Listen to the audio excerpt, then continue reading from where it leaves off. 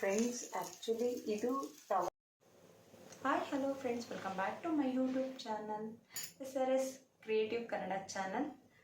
Friends, ಇವತ್ತು morning routine morning routine ಆಗ್ಬೋದು, morning recipe ಆಗ್ಬೋದು, ಬಟ್ಟು ಏನು ಮಾಡ್ತಿದ್ದೀನಿ ಅಂತ ಬನ್ನಿ ನಾನು ನಿಮಗೆ ತಿಳಿಸ್ಕೊಡ್ತೀನಿ. ಇವತ್ತು ಇದಕ್ಕಿನ ಬೇಳೆ ಸಾಂಬಾರು ಮತ್ತು ಕ್ವಿಕ್ಕಾಗಿ ಮಾಡುವಂಥ ದೋಸೆ ರೆಸಿಪಿ.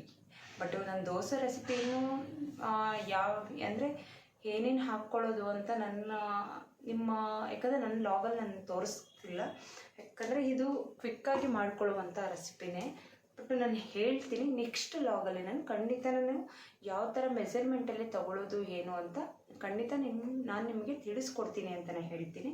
ತುಂಬ ಕ್ವಿಕ್ಕಾಗಿ ಮಾಡುವಂಥ ರೆಸಿಪಿನೇ ದೋಸೆ ಇದು. ತುಂಬ ಟೇಸ್ಟಿಯಾಗಿ ಕೂಡ ಇರುತ್ತೆ ಅಂತಲೇ ಹೇಳ್ತೀನಿ. ಮಕ್ಕಳಿಗೆ ತಿನ್ನಲಿಕ್ಕೆ ತುಂಬ ಟೇಸ್ಟಿ ಮಜಾ ಇರುತ್ತೆ ಅಂತಲೇ ಹೇಳ್ತೀನಿ. ಬಟ್ ಇದಕ್ಕೆ ಏನೇನು ಇಂಗ್ರೀಡಿಯೆಂಟ್ಸ್ ಆ್ಯಡ್ ಮಾಡಿದ್ದೀನಿ ಅಂದರೆ, ಒಂದು ರಾಗಿ ಹಸಿಟ್ಟು, ಗೋಧಿ ಹಸಿಟ್ಟು, ಅಕ್ಕಿ ಹಸಿಟ್ಟು, ಚಿರೋಟಿ ರವೆ, ಮೊಸರು, ಇಷ್ಟೆಲ್ಲ ಇಂಗ್ರೀಡಿಯೆಂಟ್ಸ್ನ 5 ಇಂಗ್ರೀಡಿಯೆಂಟ್ಸ್ನ ಕೂಡ ನಾನು ಆ್ಯಡ್ ಮಾಡಿದ್ದೀನಿ. ಬಟ್ ತುಂಬ ಟೇಸ್ಟಿ ಕೊಡುತ್ತೆ ಅಂತಲೇ ಹೇಳ್ತೀನಿ. ರಿಯಲಿ ತುಂಬ ಚೆನ್ನಾಗಿರುತ್ತೆ. ನಾರ್ಮಲ್ ಅಕ್ಕಿ ಗ್ರೈಂಡ್ ಮಾಡ್ಕೊಂಡು ಮಾಡುವಂಥ ದೋಸೆಗಿಂತ ಈ ರೆಸಿಪಿ ತುಂಬ ಕ್ವಿಕ್ಕಾಗೂ ಆಗುತ್ತೆ. ಬೆಳಗಿನ ಬ್ರೇಕ್ಫಾಸ್ಟಿಗೆ ಹಂಗೆ ಟೇಸ್ಟಿನೂ ಅಲ್ಟಿಮೇಟ್ ಇರುತ್ತೆ ಅಂತಲೇ ಹೇಳ್ತೀನಿ. ಬನ್ನಿ ಯಾವ ಥರ ಏನು ಅಂತ. ನಾನು ಮೆಸರ್ಮೆಂಟಲ್ಲಿ ನಾನು ನಿಮಗೆ ಹೇಳಿಲ್ಲ, ತೋರಿಸ್ಕೊಟ್ಟಿಲ್ಲ. ಅದು ನೆಕ್ಸ್ಟ್ ವ್ಲಾಗಲ್ಲಿ ನಾನು ನಿಮ್ಮ ಜೊತೆ ಶೇರ್ ಮಾಡ್ಕೊಳ್ತೀನಿ ಅಂತಲೇ ಹೇಳ್ತೀನಿ. ಈಗ ಬನ್ನಿ ದೋಸೆ ಯಾವ ಥರ ಬರುತ್ತೆ ಅಂತಲೇ ತಿಳಿಸ್ಕೊಡ್ತೀನಿ ನಾನು ನಿಮಗೆ. ಮೊಸರು ಕೂಡ ಆ್ಯಡ್ ಮಾಡಿದ್ರಿಂದ ಮೊಸರೇ ಮೈನ್ ಪಾಯಿಂಟು ಟೇಸ್ಟು. ಬನ್ನಿ, ಇಡ್ಲಿ ಬೇಳೆ ಸಾಂಬಾರು ಜೊತೆಗೆ ತುಂಬ ಚೆನ್ನಾಗಿರುತ್ತೆ. ಇವತ್ತು ಟ್ಯೂಸ್ಡೇ ಮಾರ್ನಿಂಗ್ ಲಾಗ್ ಅಂತಲೇ ಹೇಳ್ತೀನಿ. ಪ್ಲೀಸ್ ಲೈಕ್ ಮಾಡಿ, ಶೇರ್ ಮಾಡಿ, ಕಮೆಂಟ್ ಮಾಡಿ. ಬನ್ನಿ ಪ್ಲೀಸ್. ನಾನು ಯಾಕಂದರೆ ನಾಳೆ ಮಂತ್ರಾಲಯ ಹೊರಟಿದ್ದೀನಿ, ಮನೆಯೆಲ್ಲ ಕ್ಲೀನ್ ಮಾಡ್ತಾಯಿದ್ದೀನಿ. ಆ್ಯಕ್ಚುಲಿ ನೋಡಿ, ಇದಕ್ಕಿನ ಬೇಳೆ ಸಾಂಬಾರು ಮಾಡಿದ್ದೀನಿ. ಫ್ರೆಂಡ್ಸ್, ದೋಸೆ ಹಂಚು ಬಿಸಿಯಾಗಿದೆ, ಗ್ಯಾಸ್ ಸ್ಟವ್ ಹಾಕಿದ್ದೀನಿ, ಬಿಸಿಯಾಗಿದೆ. ಈಗ ದೋಸೆ ಹಾಕ್ಕೊಳ್ಳೋಣ ಬನ್ನಿ, ನೋಡೋಣ. ಕ್ವಿಕ್ಕಾಗಿ ಮಾಡುವಂಥ ರೆಸಿಪಿ ಅಂತಲೇ ಹೇಳ್ತೀನಿ. ತುಂಬ ಅಂದರೆ ಕ್ವಿಕ್ ಅಂತಲೇ ಹೇಳ್ತೀನಿ. ಗೈಸ್, ಮಂತ್ರಾಲಯಕ್ಕೆ ಹೋಗ್ತಿದ್ದೀನಿ ಅಂತ ಅಂದಾಗಿಂದ ನಾನು ರಿಯಲಿ ತುಂಬ ಖುಷಿ ಆಗ್ತಿದೆ ನನಗಂತೂ. ಮಂತ್ರಾಲಯ ಅಂದ್ರೇ ನೆಮ್ಮದಿ ಅಂದ್ರೇ ಮಂತ್ರಾಲಯ ಅಂತಲೇ ಸ್ವರ್ಗ. ಅದು ಗುರುಗಳ ಅನುಗ್ರಹ ಪಡಿಬೇಕಂದ್ರೆ ತುಂಬ ಪುಣ್ಯ ಅಂತಲೇ ಹೇಳ್ತೀನಿ. ಆಯಲ್ಲೇ ಹಾಕ್ಕೊಳ್ತಾ ಇದ್ದೀನಿ. ನಿಮಗೆ ಬೇಕು ಅಂದರೆ ತುಪ್ಪನೂ ಆ್ಯಡ್ ಮಾಡ್ಕೊಳ್ಳಿ, ಇನ್ನೂ ಚೆನ್ನಾಗಿರುತ್ತೆ ಅಂತಲೇ ಹೇಳ್ತೀನಿ.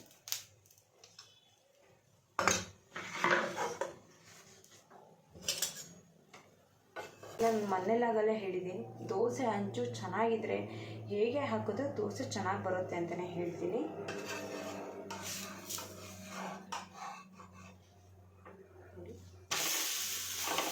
ಕ್ರಿಸ್ಪಿಯಾಗಿ ಇದೆ, ನಮಗೆ ಮೇಲ್ಗಡೆನೇ ಗೊತ್ತಾಗ್ಬಿಡುತ್ತೆ ಕ್ರಿಸ್ಪಿ ಯಾವ ಥರ ಬರುತ್ತೆ ಅಂತ. ಒಂಚೂರು ಲೋ ಫ್ಲೇಮಲ್ಲಿ ಇಟ್ಕೊಳ್ಳಿ. ಅಂದರೆ ಲೋ ಫ್ಲೇಮಲ್ಲಿ ಇಟ್ಕೊಂಡೆ ಇದು ಒಂಚೂರು ಬೇರೆ ಕಷ್ಟ ಆಗುತ್ತೆ. ಬಟ್ ಸ್ವಲ್ಪ ಹೊತ್ತು ಬೇಯಿಸ್ಕೊಳ್ಳಿ.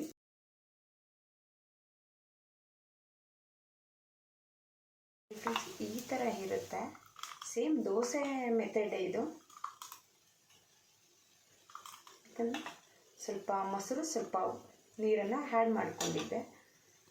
ಗೈಸ್, ಆ್ಯಕ್ಚುಲಿ ಇದರಲ್ಲಿ ಈ ದೋಸೆಯಲ್ಲಿ ಕ್ರಿಸ್ಪಿ ಮತ್ತು ಸಾಫ್ಟ್ನೆಸ್ ಎರಡೂ ಕೂಡ ತುಂಬ ಟೇಸ್ಟಿ ಕೊಡುತ್ತೆ ಅಂತಲೇ ಹೇಳ್ತೀನಿ. ನೋಡಿ, ತುಂಬ ಚೆನ್ನಾಗಿರುತ್ತೆ, ಮಕ್ಕಳಿಗೂ ಕೂಡ ಹೆಲ್ದಿ ಅನಿಸುತ್ತೆ. ನೋಡಿ ಫ್ರೆಂಡ್ಸ್, ಯಾಕಂದರೆ ರಾಗಿ ಹಸಿಟ್ಟು ಕೂಡ ಹಾಕಿದ್ದೀನಿ ಹೆಲ್ತಿಗೆ. ಯಾಕಂದರೆ ಕೆಲವು ಮಕ್ಕಳು ಮುದ್ದೆ ತಿನ್ನಲ್ಲ.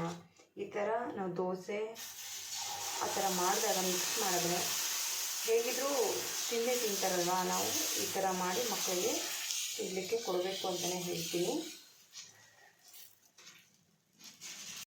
ಗೈಸ್, ನಾನು ರಾಯರಿಗೆ ಮುಡುಪನ್ನು ಕಟ್ಟಿದ್ದೆ. ಆ ಮುಡುಪನ್ನು ರಾಯರಿಗೆ ಸಲ್ಲಿಸೋದಕ್ಕೆ ನಾನು ಮಂತ್ರಾಲಯಕ್ಕೆ ಹೋಗ್ತಾ ಇದ್ದೀನಿ. ಬಟ್ ಆ ಮುಡುಪನ್ನು ಸಲ್ಲಿಸಿ ನನ್ನ ಕೋರಿಕೆ ಏನಿದೆಯೋ ಅದು, ಯಾಕಂದರೆ ರಾಯರ ಹತ್ರ ಬೇಡ್ಕೊಂಡು ಬರ್ತೀನಿ, ನನ್ನ ಕೋರಿಕೆ ನೆರವೇರಲಿ ತಂದೆ. ಎಲ್ಲರಿಗೂ ಕೂಡ ತನ್ನದೇ ಆದಂಥ ಆಸೆಗಳನ್ನು ಇರುತ್ತೆ. ತಂದೆ ಎಲ್ಲರಿಗೂ ನೆರವೇರಿಸಿ ಅಂತ ಬೇಡಿಕೊಂಡು ಆಶೀರ್ವಾದ ತಗೊಂಡು ರಾಯರ ಹತ್ರ ಬರ್ತೀನಿ ಅಂತಲೇ ಹೇಳ್ತೀನಿ. ನನ್ನ ಮಗನಿಗೆ ಪ್ರಾಜೆಕ್ಟ್ ಇತ್ತು, ಬಟ್ಟು ಸೈನ್ಸು ಚಿಕ್ಕ ಮಗನಿಗೆ ಅದು ಯಾಕಂದರೆ 21 ಸಬ್ಮಿಟ್ಮೆಂಟ್ ಮಾಡಬೇಕಾಗಿತ್ತು. ತುಂಬ ಅಂದರೆ ತುಂಬ ಕೆಲಸ ಇದೆ. ಯಾಕಂದರೆ ನಾವು ಒಂದು ನೈಟು ಅಲ್ಲೇ ಉಳ್ಕೋಬೇಕು ಅಂತಲೇ ಹೋಗ್ತಾ ಇದ್ದೀವಿ. ವಿಘ್ನೇಶ್ವರ ನೈಟ್ ಅಲ್ಲಿ ಉಳ್ಕೊಂಡು ಥರ್ಸ್ಡೇ ಆ್ಯಕ್ಚುಲಿ ನಾವು ಅಲ್ಲಿ ದೇವರ ದರ್ಶನ ಮಾಡಿಕೊಂಡು ಮತ್ತೆ ರಿಟರ್ನ್ ಮನೆಗೆ ವಾಪಸ್ ಬರೋಣ ಅಂತ ಅಂದ್ಕೊಂಡಿದ್ದೀವಿ. ಖಂಡಿತ, ಯಾಕಂದರೆ ನನಗೆ ರಾಯರಂದರೆ ತುಂಬ ಅಂದರೆ ತುಂಬ ಪ್ರೀತಿ. ನನಗೆ ಪ್ರೀತಿ ಅನ್ನೋದಕ್ಕಿಂತ ರಾಯರಂದ್ರೇ ಅಷ್ಟು ನಂಬಿಕೆ ಎಲ್ಲರಿಗೂ. ನಿಮಗೂ ಕೂಡ ಅಷ್ಟೇ ಗೊತ್ತಿರುತ್ತೆ ರಾಯರಂದರೆ. ಯಾಕಂದರೆ ಎಷ್ಟು ನಾವು ರಾಯರ ಹತ್ರ ಹೋದರೆ ಎಷ್ಟು ಎಮೋಷ್ನಲ್ ಆಗೋಗ್ಬಿಡ್ತೀವಿ ಅಂತ.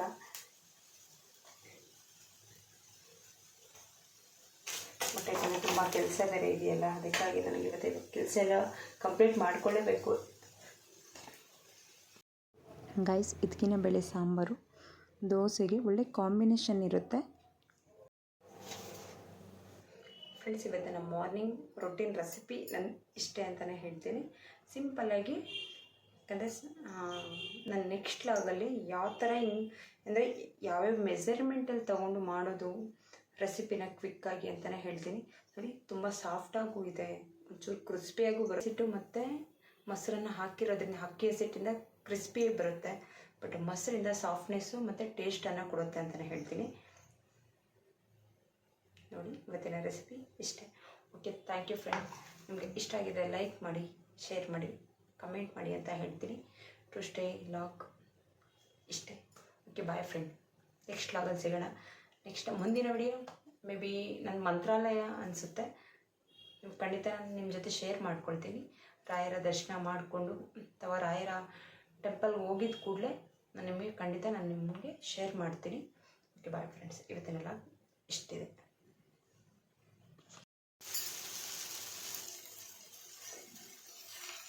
ಫ್ರೆಂಡ್ಸ್, ಆ್ಯಕ್ಚುಲಿ ಇದು ತವ ತುಂಬ ಹಳೇದಂದರೆ ಹಳೇ ತವ ಇದು. ಅದು ಹಳೇದಂದರೆ ತುಂಬ ವರ್ಷಗಳ ಹಿಂದೆ ನಾನು ತಗೊಂಡಿರುವಂಥ ತವ ಅಂತಲೇ ಹೇಳ್ತೀನಿ. ನನ್ನ ಮದುವೆ ಆಗಿದ್ದು ಒಂದು 2 ಇಯರ್ ಆದಮೇಲೆ ತೊಗೊಂಡಿರುವಂಥ ಹಂಚಿದು. ಇವಾಗ ಮೇ ಬಿ 10 ಇಯರ್ಸು 11 ಇಯರ್ಸು ಆಗಿದೆ ತೊಗೊಂಡಿದ್ದು. ಯಾಕಂದರೆ ಹಾಗೆ ಸ್ವಲ್ಪ ವೆಯ್ಟು ಇದೆ. ಈಗ ಬರ್ತಾ ಇರುವಂಥ ಹಂಚೆಲ್ಲ ವೆಯ್ಟ್ಲೆಸ್ಸು. ಬಟ್ ನನಗೆ ಇದನ್ನು ಸೈಡ್ಗೆ ಹಾಕ್ಬಿಟ್ಟು ತಗೊಳ್ಳಿಕ್ಕೇನು ಇದಿಲ್ಲ, ತಗೋಬೋದು. ಬಟ್ ಇದು ಸೈಡ್ಗೆ ಹಾಕ್ಲಿಕ್ಕೆ ನನಗೆ ಇಷ್ಟ ಇರಲಿಲ್ಲ. ಯಾಕಂದರೆ ದೋಸೆ ತುಂಬ ಚೆನ್ನಾಗಿ ಬರುತ್ತೆ ಇದರಲ್ಲಿ ಆ್ಯಕ್ಚುಲಿ. ಯಾಕಂದರೆ ಇದು ಸತ್ತಿ ಬದುಕಿ ಉಳಿಸ್ಕೊಂಡು ಜೀವ ಉಳಿಸ್ಕೊಂಡು ಬಂದಿದೆ ಅಂತಲೇ ಹೇಳ್ತೀನಿ ತವ. ಹೇಗಪ್ಪ ಅಂದರೆ ದೋಸೆ ಹಾಕಲಿಕ್ಕೆ ಹೋದರೆ ಫುಲ್ಲು ಕಿತ್ತಿ ಹೋಗ್ಬಿಡೋದು ದೋಸೆ. ಆಮೇಲೆ ಹಸ್ಬೆಂಡು ಒಂದು ಐಡಿಯಾ ಹಿಡಿದು, ಉಪ್ಪು ಹಾಕಿ ಈ ಥರ ಸ್ಕ್ರಬ್ ಅಂದರೆ ಲೈಟು ಸ್ಪಾಂಜಲ್ಲಿ, ಇಲ್ಲಾಂದರೆ ಆಲೂಗಡ್ಡೆ ಇದರಲ್ಲಿ ನಾವು ಫುಲ್ಲು ಉಪ್ಪೆಲ್ಲ ಸ್ಪ್ರೆಡ್ ಮಾಡಿಬಿಟ್ಟು ಏನು ಮಾಡ್ತಿದ್ರು, ಸ್ಕ್ರಬ್ ಮಾಡಿಬಿಟ್ಟಿದ್ರು. ಅವಾಗಿಂದ ದೋಸೆ ಚೆನ್ನಾಗಿ ಬಂತು. ನಿಮಗೂ ಕೂಡ ನಿಮ್ಮ ಮನೆಯಲ್ಲಿ ದೋಸೆ ಹಂಚು ಏನಾದರೂ ಹಾಳಾಗಿದ್ದರೆ ಅಥವಾ ಅದನ್ನು ಸೈಡ್ಗೆ ಹಾಕಲಿಕ್ಕೆ ಬದಲು ಒಂಚೂರು ಯಾಕಂದರೆ ಸೈಡಿಗೆ ಹಾಕಿ ಮತ್ತೆ ಹೊಸ ತೊಗೊಳ್ತೀರ, ಇಲ್ಲ ಅಂತಲ್ಲ, ಹೊಸ ತೊಗೊಳಿಕ್ಕೆ ಪ್ರತಿಯೊಂದು ಹೊಸದು ತೊಗೋಬೋದು. ಬಟ್ ಹಳೆ ಹಂಚು ಅನ್ನೋದು ಈ ಥರ ಹಂಚುಗಳು ಸಿಗೋದು ತುಂಬ ಕಮ್ಮಿ ಅಂತಲೇ ಹೇಳ್ತೀನಿ. ಯಾಕಂದರೆ ಆವಾಗ ನಮ್ಮ ತಾಯಿಯವರೆಲ್ಲ ಮಡಕೆ ಇದು ಮಣ್ಣಿಂದ ಬರ್ತಿತ್ತಲ್ಲ ಹಂಚು, ಆ ಥರ ಇದರಲ್ಲಿ ಮಾಡ್ತಿದ್ರು. ಬಟ್ ಈಗೂ ಸಿಗುತ್ತೆ ಇಲ್ಲ ಅಂತಲ್ಲ. ಬಟ್ ನನಗೆ ಭಯ ಅದ್ರಲ್ಲಿ ಮಾಡೋದಕ್ಕೆ. ಅದರಿಂದ ನಾನು ಮಾಡಲಿಕ್ಕೆ ಹೋಗಲ್ಲ, ತಗೊಳಕ್ಕೂ ನನ್ನ ಮನೆಯಲ್ಲಿ ಇಲ್ಲವೇ ಇಲ್ಲ ಬಿಡಿ ಮಣ್ಣಿಂದು ಹಂಚು. ನಾನು ಅದ್ರಲ್ಲಿ ಮಾಡೋಕ್ಕೆ ಹೋಗೋದೇ ಇಲ್ಲ. ಅದ್ರಲ್ಲಿ ಮಾಡಿದ್ರೆ ಇನ್ನು ಹೆಲ್ತ್ಗೂ ಒಳ್ಳೆಯದೇ, ಇಲ್ಲ ಅಂತಲ್ಲ. ಬಟ್ ನನಗೆ ಭಯ, ಅದು ಬಿಸಿ ಕಾವಿಗೆ ಎಲ್ಲಿ ಹೊಡೆಯುತ್ತೋ, ಸೀಳ್ಬಿಟ್ಬಿಡುತ್ತೋ ಅಂತಷ್ಟೇ. ಯಾಕಂದರೆ ಅಮ್ಮ ಎಲ್ಲ ಅವ್ರಿಗೆಲ್ಲ ಅಭ್ಯಾಸ ಇತ್ತಲ್ವಾ, ಅದಕ್ಕಾಗಿ ನಮ್ಮ ತಾಯಿ ಅದ್ರಲ್ಲಿ ಮಾಡ್ತಿದ್ರು. ಬಟ್ ನಾನು ಅದರಿಂದ ಇದನ್ನು ಸೈಡಿಗೆ ಹಾಕೋಕ್ಕೆ ತುಂಬ ಅದು ಇಷ್ಟ ಆಗಲ್ಲ ನನಗೆ. ತುಂಬ ಒಂಥರ ಅವತ್ತು ಹಂಚು ಹೋಗ್ಬಿಡ್ತಲ್ವ, ಈ ಥರ ದೋಸೆನೇ ಬರ್ತಿಲ್ಲ ಅಲ್ವಾ ಅಂದ್ಬಿಟ್ಟು ಅವತ್ತು ತುಂಬ ಬೇಜಾರಾಗೋಯ್ತು. ಸೈಡಿಗೆ ಹಾಕ್ಬಿಟ್ಟೆ. ದೋಸೆ ಮಾಡು ಅಂತ ಹೇಳಿದ್ದಾರೆ ಹಸ್ಬೆಂಡು. ದೋಸೆ ಅವರು ಗ್ರೈಂಡ್ ಮಾಡಿ ಹಾಕ್ಲಿಕ್ಕೆ ಗ್ರೈಂಡ್ ಮಾಡ್ಕೊಂಡಿದ್ದೀನಿ. ಮತ್ತು ಮಾರನೇ ದಿನ ಮಕ್ಳಿಗೆ ಹಾಕಕ್ಕೆ ಹೋಗ್ತಾಯಿದ್ದೀನಿ. ಟಿಫನ್ ಬಾಕ್ಸಿಗೆ ಎಲ್ಲ ರೆಡಿ ಮಾಡಿಬಿಟ್ಟು ಅಂತ. ದೋಸೆನೇ ಬರಲಿಲ್ಲ. ಆಮೇಲೆ ಹಸ್ಬೆಂಡ್ ಬಂದು ಐಡಿಯಾ ಕೊಟ್ಟು ಅದನ್ನು ರೆಡಿ ಮಾಡಿದ್ರು. ಅವತ್ತು ಸರಿ ಹೋಯಿತು. ಬಟ್ ಆ್ಯಕ್ಚುಲಿ ನಾನು ಚಪಾತಿನ ಇದ್ರಲ್ಲಿ ಮಾಡಲ್ಲ. ದೋಸೆ ಮಾಡೋ ಇದರಲ್ಲಿ ಹಂಚಲ್ಲಿ ಯಾವುದೇ ಕಾರಣಕ್ಕೂ ಚಪಾತಿಯನ್ನು ಮಾಡಲಿಕ್ಕೆ ಹೋಗಬೇಡಿ. ಚಪಾತಿ ರೊಟ್ಟಿ ಅಂಥವೆಲ್ಲ ದೋಸೆ ಮಾಡೋದೇ ನಾನು ಸಪ್ರೇಟಾಗಿ ಇಟ್ಕೊಂಡಿದ್ದೀನಿ. ಚಪಾತಿ ಮಾಡೋ ಹಂಚೆ ಸಪ್ರೇಟಾಗಿದೆ. ಅದರಿಂದ ಇದು ದೋಸೆಗೆ ಅಂತಲೇ ಸೈಡಿಗೆ ಇಟ್ಬಿಟ್ಟಿದ್ದೀನಿ.